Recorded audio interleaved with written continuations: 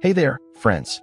Welcome back to the Chill English Podcast, where we talk about life, growth, and becoming a better version of ourselves in simple, clear English. Hi everyone, it's Lily here.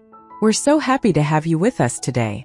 You clicked on this episode for a reason, and I think it's a big one. Absolutely. Today's topic is deep, powerful, and honestly, something we all struggle with.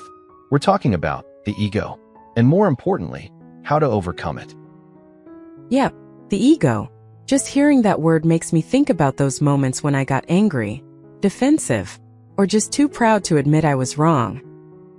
Same here, and I think most of us have been there. The ego is that little voice inside us that says, I'm better, or I can't be wrong, or I must win. But here's the truth, if we don't learn how to manage our ego, it can damage our relationships, block our growth, and make us feel stressed or even lonely. That's why today's episode is not just about learning English, it's about learning life. So grab a tea, relax, and let's explore this together. Are you ready to go deep, Brian? Always. Let's do it.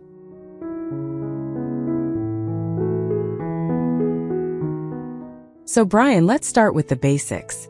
What is the ego? I think people hear the word a lot, but it can be kind of confusing, right? Yeah, for sure. So, simply put, the ego is like a false image of ourselves. It's not who we truly are. It's who we think we are or who we want others to see. Oof, so it's like a mask? Exactly. It's the part of us that wants to look strong, smart, perfect, even when we're not. The ego says, I must win, I must be liked, or I'm more important than others. That reminds me of a time when someone gave me feedback at work, and I got so defensive. I didn't want to hear it. My brain was just saying, nope, I'm right. They're wrong. Yeah, classic ego moment. We've all been there. The ego doesn't like to be wrong. It wants to protect us, but it often does more harm than good. And it shows up in small ways too, like getting upset when someone forgets to say, thank you, or feeling angry if someone else gets praise and we don't. Totally. That little voice says, what about me? Or, I deserve better. It's always comparing, always wanting more attention or control. But here's something I've learned, the ego isn't evil.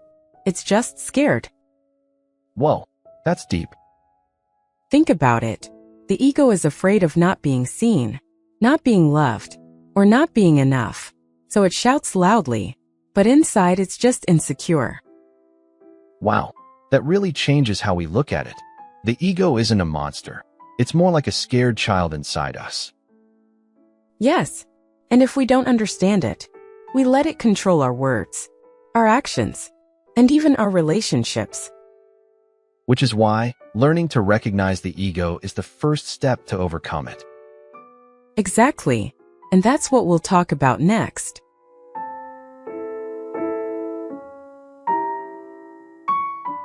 Okay, Lily, so we've been a little hard on the ego so far. But let me ask you this, is ego always bad? Or does it sometimes help us? Good question. I think the ego can sometimes be useful, like when we're preparing for an interview or giving a speech. It gives us a bit of confidence, right? Yeah, it's like that little push that says, hey, you've got this. And in moments like that, it can actually help us perform better. Exactly. It helps us stand up for ourselves, protect our boundaries, or speak up when we feel ignored.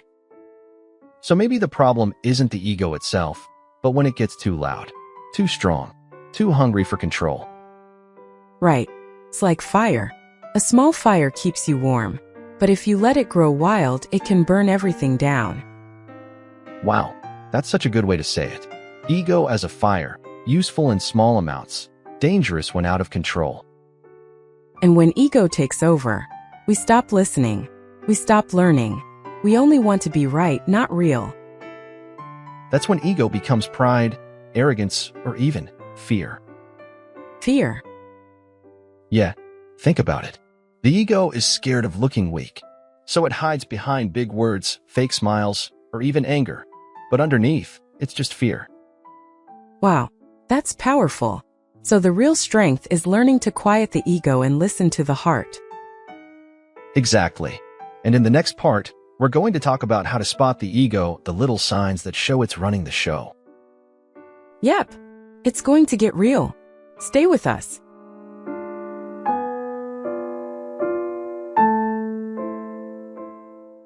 Alright, now it's time to look at ourselves a little more closely. Because sometimes, ego shows up, and we don't even realize it. Yeah, it can be really sneaky. So let's go through some common signs that your ego might be in control.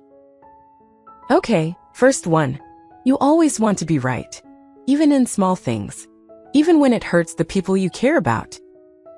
Oh yeah, been there. Sometimes I find myself arguing just to prove my point, even when I'm not 100% sure I'm right. Same. And when the ego leads, we care more about winning than understanding. Second sign, you get offended easily. Like, someone gives you feedback and you immediately feel hurt or angry. Yes, it's like the ego says, how dare they say that to me? But maybe it's something we actually need to hear. Exactly. Here's another one. You find it hard to say, I'm sorry. The ego sees apology as weakness. But in real life, saying I'm sorry is a sign of strength and emotional maturity. Totally agree. Here's a big one. You can't accept criticism, even if it's kind or helpful. Yup. The ego takes it as a personal attack, but the heart sees it as a gift for growth. Another one. You constantly compare yourself to others, whether it's at work, on social media, or in your friend group. Yes. Ego loves to say, they're better than me or I'm better than them. But either way, it creates stress and separation. And finally, here's one that hits hard. You feel the need to impress people all the time. Oh, that one's real. Fancy clothes, showing off success, pretending to be okay when you're not. The ego wants people to see a perfect version of you, but being real is actually way more powerful. So true. And here's the thing, having one or two of these signs doesn't make you a bad person. Just means you're human. Yep, we all have ego moments. What matters is becoming aware of them and learning to let go. And that's exactly what we'll talk about in the next part. How to overcome the ego step by step. Stay with us. This is where the real transformation begins.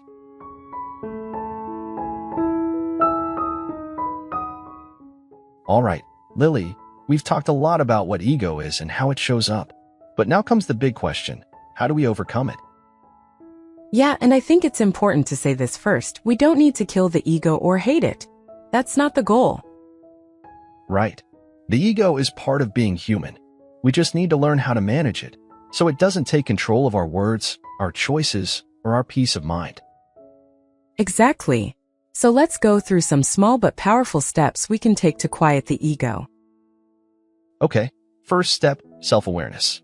Start noticing when your ego shows up. Maybe it's when you get really angry over a small thing, or when you feel hurt after someone gives you advice. Totally.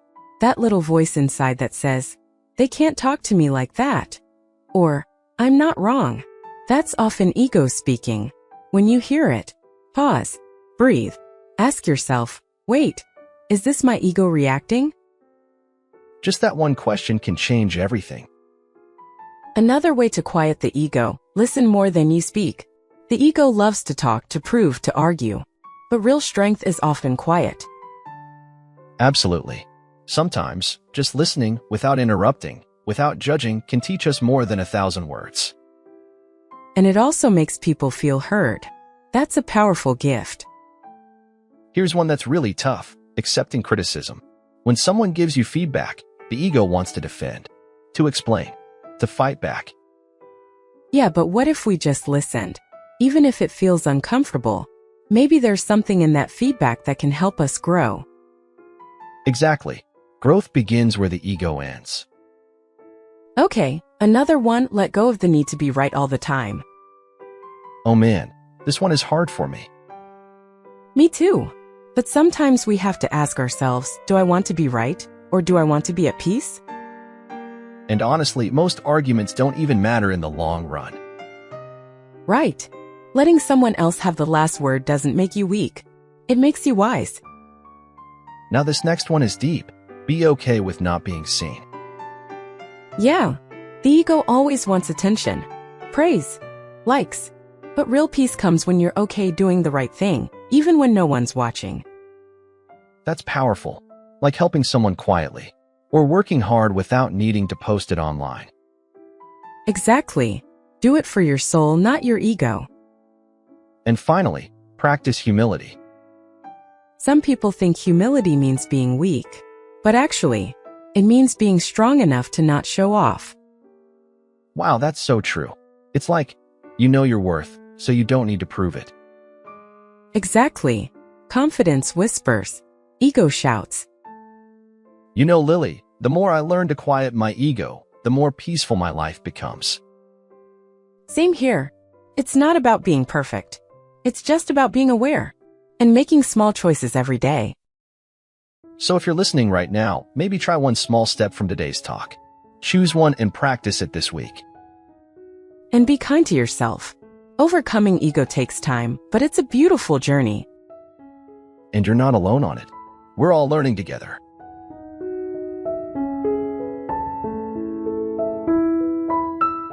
All right, friends, it's that time again, vocabulary time. Let's go over some of the key words we used in today's episode to help you learn and remember them. Yep. And as always, we'll keep it simple and clear. Let's start. All right, first word, ego. The ego is the part of your mind that wants to feel important, right, or better than others. For example, his ego was hurt when no one praised his work. Next, pride. Pride is a feeling of satisfaction about who you are or what you've done. It can be positive or negative. Positive example, she took pride in her work. Negative example, his pride stopped him from saying sorry. Now this is one of my favorite words, humility. It means being humble, not thinking you are better than others.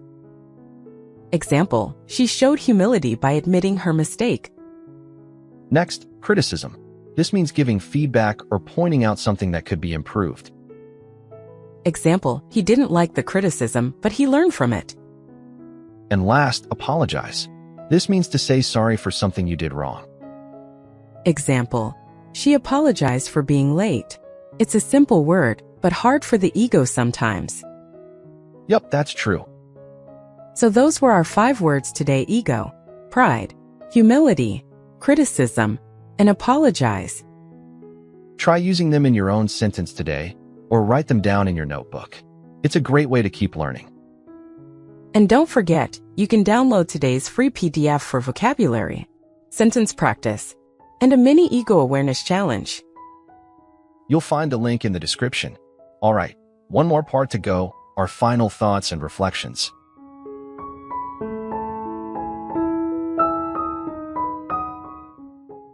So, here we are, at the end of another episode. And I have to say, this one really touched something deep inside. Yeah, same here.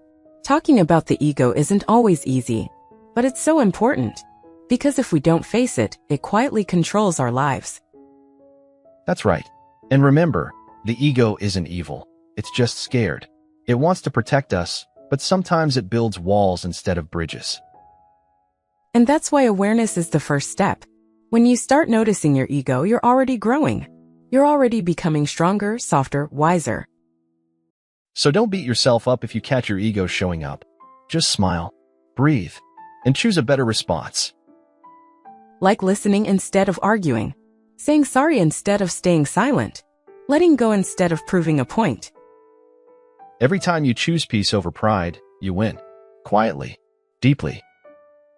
And you become more of who you really are, not who your ego wants you to pretend to be. So friends, wherever you are today, know this. You are more than your ego. You are love. You are growth. You are light. We hope this episode helped you reflect, smile, and maybe even heal a little.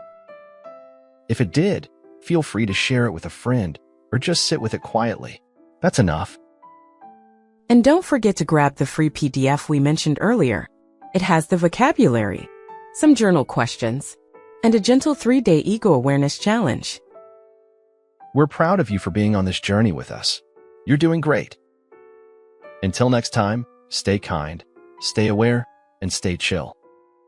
Bye.